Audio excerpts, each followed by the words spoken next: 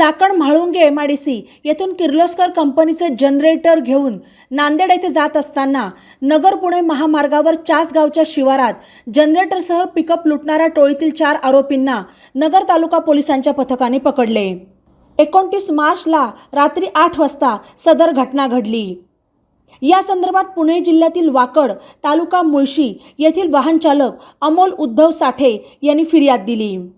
या घटनेची माहिती मिळाल्यावर ग्रामीणचे उपविभागीय पोलीस अधिकारी यांच्यासह नगर तालुका पोलीस स्टेशनचे सहाय्यक पोलीस निरीक्षक प्रल्हाद गीते यांनी पथकासह घटनास्थळी बारकाईने पाहणी करून पोलीस अधिकारी आणि कर्मचारी यांना तपासाबाबत योग्य ते मार्गदर्शन करत गुन्हा उघडकीस आणण्याचे आदेश दिले।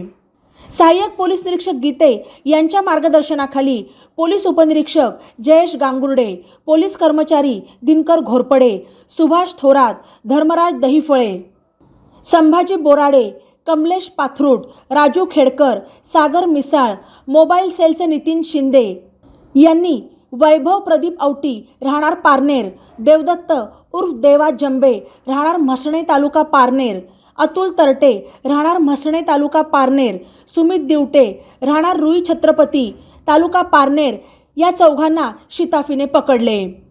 अधिक तपासात त्यांच्याकडून टाटा कंपनीची इंट्रा V30 मॉडेलची पिकअप पार्ट्स सुटे केलेल्या अवस्थेत आढळला।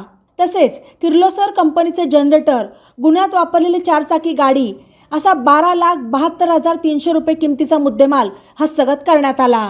बातम्यांसाठी ई नवा मराठा यूट्यूब चॅनलला सबस्क्राईब करा आणि बेल आयकॉनवर प्रेस करा।